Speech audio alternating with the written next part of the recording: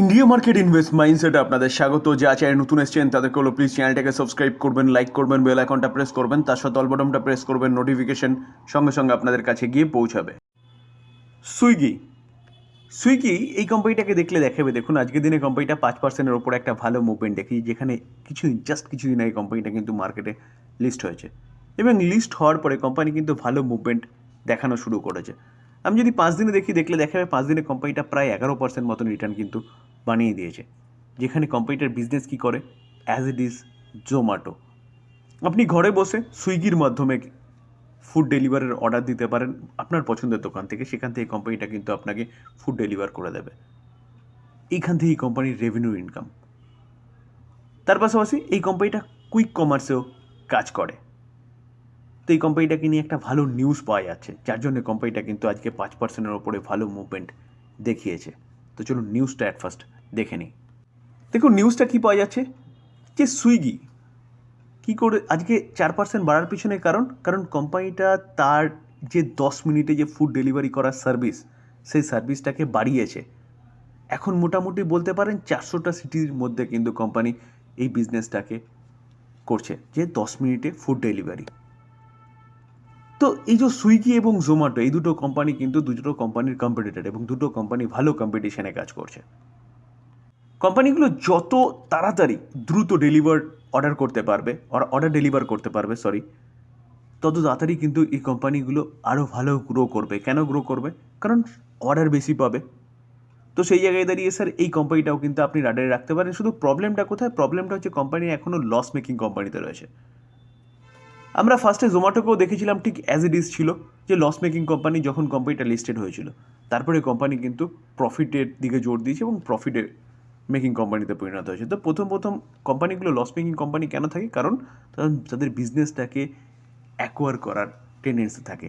তো এই কোম্পানিটাও সেরকমই কোম্পানি, শুধু এইটুকু হচ্ছে problem. Otherwise business long term sustainable business, এবং ভবিষ্যতে এই বিজনেস ফাটাফাটি বিজনেসে পরিণত হবে। তো জোম্যাটোর পাশাপাশি কিন্তু আপনি এই কোম্পানিটাও রাডারে রাখতে পারেন। স্যার মারুতি সুজুকি এই যে কোম্পানিটা, এই কোম্পানিটা কিন্তু চোখ বন্ধ করে ভরসা করার মতন কোম্পানি, মানে বাই করে আপনার পোর্টফোলিওতে ফেলে রেখে দেওয়ার মতন কোম্পানি। এই কোম্পানিটা কোনো দিনও জিরো হয়ে যাবে না, এরকম কনফিডেন্স এই কোম্পানিটার মধ্যে রয়েছে। কোম্পানিটা আজকের দিনে প্রায় 1.5% মতন একটা ভালো মুভমেন্ট দেখিয়েছে। এই মুভমেন্ট কিন্তু আরও উপরে উঠেছিল আর্লি মর্নিংয়ে, বা প্রায় 12টার একটা পর্যন্ত ছিল। তো অবশেষে ক্লোজিং দিয়েছে 1.41% একটা আপসাইড মুভমেন্টে। তো এই কোম্পানিটা নিউজ কী পাওয়া যাচ্ছে, দেখুন কোনো মাস শেষ মানে সেই কোম্পানির অটো সেক্টরের কোম্পানিগুলোর বিশেষ করে যে সেলসের আঁকড়া পাওয়া যায়। এই কোম্পানিটা আমাদের ইন্ডিয়ান মার্কেটের 50%-এর ওপরে মার্কেট শেয়ার দখল করে রয়েছে প্রাইভেট ভেহিকেলসে। তো সেই কোম্পানি হচ্ছে এই কোম্পানি, যেই কোম্পানি কিন্তু সেলস গ্রোথ অনেকটা ভালো দেখিয়েছে। দেখুন আজকে 2% বাড়ার পিছনে কারণ বলছে কি, যে নভেম্বরের সেলস গ্রোথ 10% ইনক্রিজ হয়েছে, যেখানে ফেস্টিভ্যাল সিজন চলছে প্লাস ওয়েডিং সিজন চলছে। তো আমি ফেস্টিভ্যাল সিজন এবং ওয়েডিং সিজন নিয়ে যখন ভিডিও তৈরি করেছিলাম তখন কিন্তু বলেছিলাম অটো সেক্টরের কোম্পানিগুলো আপনি রাডারে রাখতে পারেন, জুয়েলারি সেক্টরের পাশাপাশি প্লাস হোটেল সেক্টর। কারণ কারণ এই সিজনটাই কিন্তু ব্যাপক সেলস দেখা যায় অটো সেক্টরের, বিশেষ করে টু হুইলার, বিশেষ করে প্রাইভেট ভেহিকলস। মূলত এই কারণে কিন্তু কোম্পানিটা আজকে 1.5%-এর কাছাকাছি আপসাইড মুভমেন্ট দেখিয়ে ক্লোজ দিয়েছে। তো এই কোম্পানিটাকে দেখলে দেখাবে, কোম্পানিটা হাই মেরেছিল কত 13,680, সেখান থেকে কিন্তু কোম্পানিটা অনেকটা ডিসকাউন্টে এখনও চলছে 11,230। তো এই কোম্পানিটা কিন্তু আপনি চিন্তাভাবনা করতে পারেন লং টার্ম ইনভেস্টমেন্টের জন্য, যেখানে এই কোম্পানিটার ফার্স্ট ইলেকট্রিক ভেহিকেল 2025-এর প্রথম দিকে আসতে চলেছে। তো বিজনেস আরও বাড়তে চলেছে। Fundamental strong company, business model well and good. 100 জনের মধ্যে 50 জনের পছন্দ হচ্ছে মারুতি। তো এই কোম্পানিটা কিন্তু আপনি রাডারে রাখতে পারেন।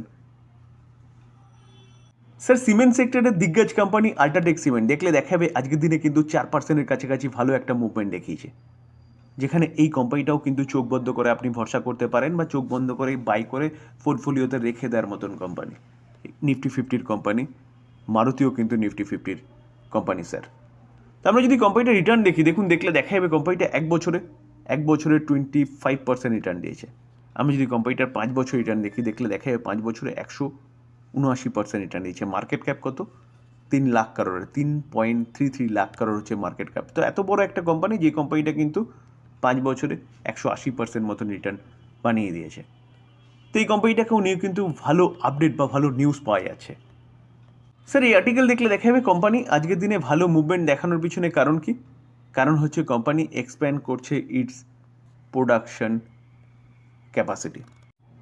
যেখানে কোম্পানি প্রোডাকশন ক্যাপাসিটি বাড়াতে চলেছে ডিমান্ডের কথা মাথায় রেখে, তো সেই জায়গায় দাঁড়িয়ে কোম্পানির পিএনএলও বাড়বে, তো কোম্পানির শেয়ারও কিন্তু বাড়বে, মাথায় রাখবেন। স্যার তার পাশাপাশি আরেকটা কারণও পাওয়া যাচ্ছে, যেখানে জেফ্রিস এই সিমেন্ট সেক্টরকে নিয়ে বুলিশ, এবং তিনি বলছেন সেকেন্ড হাফে কিন্তু সিমেন্ট সেক্টর ভালো রিকভারি করবে। তার জন্য কিন্তু বলতে পারেন আল্ট্রাটেক সহ সিমেন্ট সেক্টর আজকে ভালো মুভমেন্ট দেখিয়েছে। দেখুন এই আর্টিকেল দেখলে দেখাবে যে জেফ্রিসেরও কিন্তু সিমেন্ট সেক্টরের মধ্যে আল্ট্রাটেক সিমেন্ট যে কোম্পানিটা, সেই কোম্পানিটা হচ্ছে টপ পিক। তো স্যার এই কোম্পানিটাও কিন্তু আপনি রাডারে রাখতে পারেন লং টার্মের জন্যে। হিন্দুস্তান ইউনিলিভার অর্থাৎ HUL FMCG সেক্টরের দিগ্গজ কোম্পানি, যে কোম্পানিটা প্রায় অলমোস্ট 6 লাখ কারোর হচ্ছে মার্কেট ক্যাপ। কি নেই এই কোম্পানিটার? যেখানে এই কোম্পানিটা FMCG সেক্টর, টোটাল সেক্টরটাই কিন্তু এখন স্লো ডাউন চলছে, যার জন্য এই কোম্পানিটা কিন্তু বারবার ওপরে উঠছে, নিচে নামছে। আমরা যদি 5 বছর রিটার্ন দেখলে দেখা যাবে কোম্পানিটা অনলি ফর 22% রিটার্ন দিয়েছে, যেখানে FDর থেকেও খারাপ অবস্থা এই কোম্পানিটা রিটার্ন দিয়েছে। তো এই কোম্পানিটা আমি কেন আলোচনা করছি, কারণ কোম্পানিটা রিসেন্টলি ডিক্লেয়ার করেছে কোম্পানিটা তার যে আইসক্রিমের বিজনেস সেটাকে ডিমার্জ করতে চলেছে। তো এই কোম্পানিটার নেচারটা দেখুন, আপনি যদি চার্ট দেখেন বুঝতে পারবেন কোম্পানিটা বারবার উপরে উঠছে, বারবার নিচে নামছে, আবার উপরে উঠছে, আবার নিচে নামছে, আবার উপরে উঠেছে, আবার নিচে নেমেছে, তো কোম্পানি আবার নিচে নেমেছে। তার পাশাপাশি কোম্পানির একটা ভালো নিউজও পাওয়া যাচ্ছে কি, যে আইসক্রিমের বিজনেসটাকে তারা ডিমার্জ করতে চলেছে। তো এই জায়গায় দাঁড়িয়ে কোম্পানিটা কিন্তু আপনি রাডারে রাখতে পারেন। দেখুন হাই কত মেরেছে 3035, সেখান থেকে কোম্পানিটা চলছে কত 2479। তো যারা পজিশনাল ট্রেডিং করেন তারা কিন্তু চিন্তা ভাবনা করতে পারেন, কারণ ব্রোকিং হাউসও এই কোম্পানিটাকে নিয়ে বুলিশ। দেখুন স্যার মতিলাল ওসওয়াল দিগ্গজ ডোমেস্টিক ব্রোকিং হাউস, তারা বাই রেটিং দিচ্ছে হিন্দুস্তান ইউনিলিভারকে, টার্গেট দিচ্ছে কত 3100। তো কারেন্ট মার্কেট প্রাইস থেকে কিন্তু অনেকটা আপসাইড মুভমেন্টের কথা বলছে। স্যার সুজলন এনার্জি কোম্পানিটাকে দেখলে দেখাবে আজকের দিনে কোম্পানিটা 5% একটা আপার সার্কিট বেড়েছে।